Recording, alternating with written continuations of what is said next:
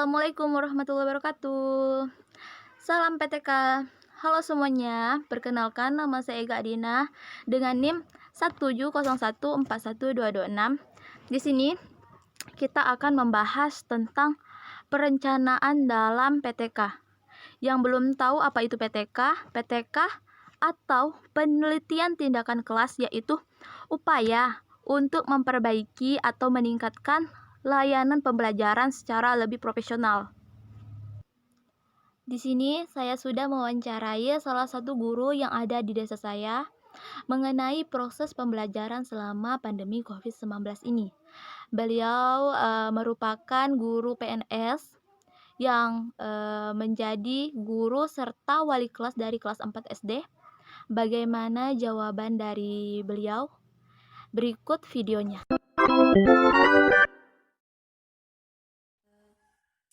Sekarang status pekerjaan Bapak sekarang honorer apa PNS? PNS.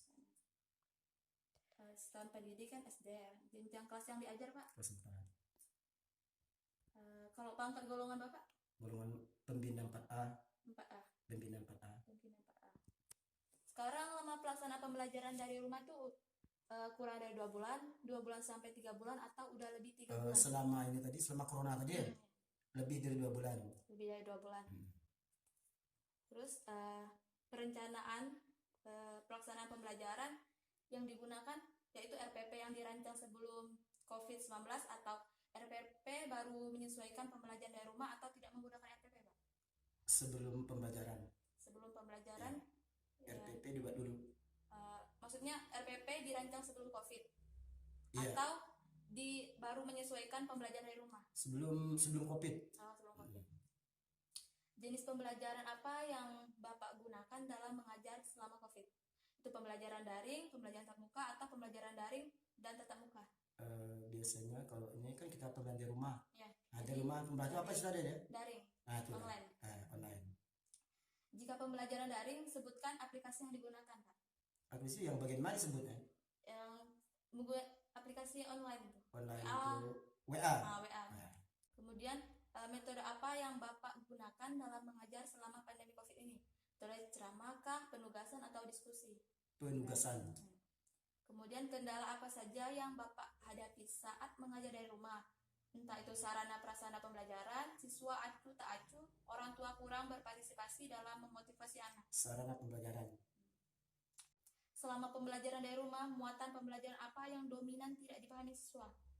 Yang dominannya rata-rata MTK, Bahasa Indonesia, IPA, IPS. Rata-rata matematika lah, rata-rata.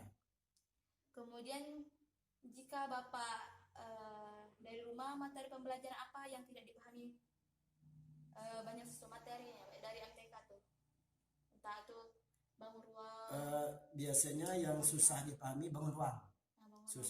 Kalau bangun datar mudah. Ya. Kemudian terkait muatan pembelajaran,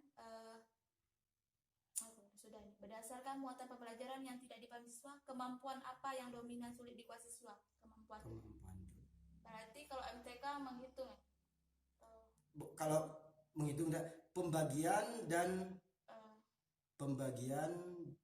bagi dan apa kalau biasa bagi kali dan bagi.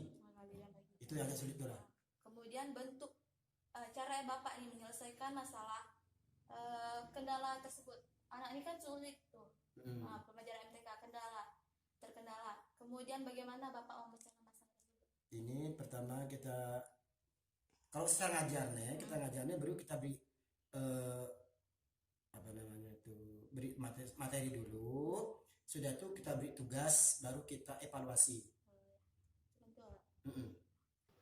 Sebelum melaksanakan penelitian tindakan kelas, langkah pertama yang harus dilakukan adalah merencanakan penelitian. Tahapan yang dilaksanakan pada tahap perencanaan meliputi: pertama, identifikasi masalah, kedua, analisis masalah, ketiga, rumusan masalah, dan hipotesis tindakan.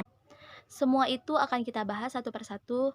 Nah, yang pertama kita akan membahas tentang identifikasi masalah.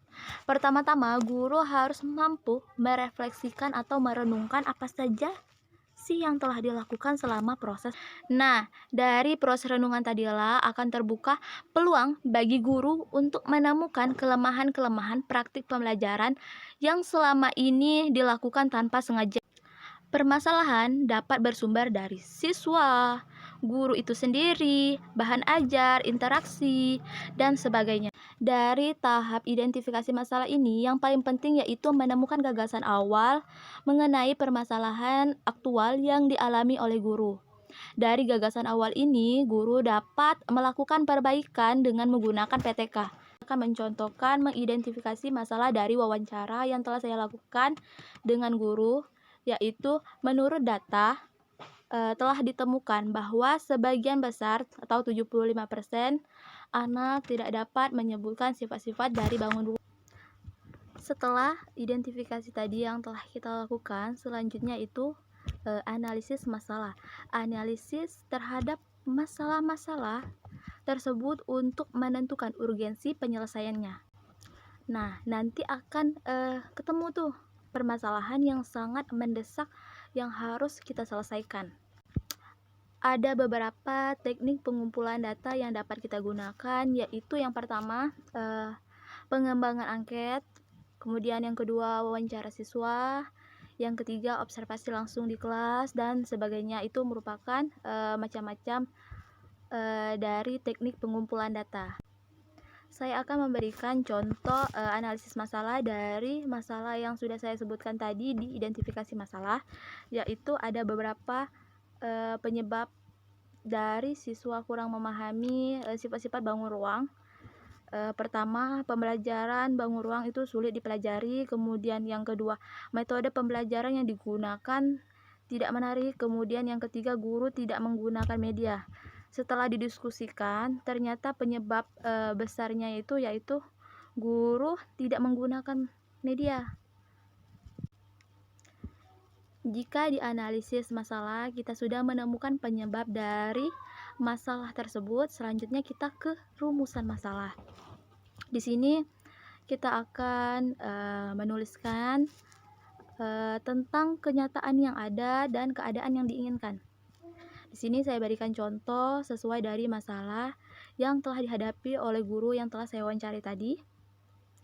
Nah, di sini saya menyimpulkan yaitu bagaimana meningkatkan kemampuan siswa terhadap pemahaman tentang sifat-sifat bangun ruang. Nah, itu tadi rumusan masalah dari permasalahan yang dihadapi oleh guru yang telah saya wawancari tadi. Selanjutnya kita ke hipotesis tindakan.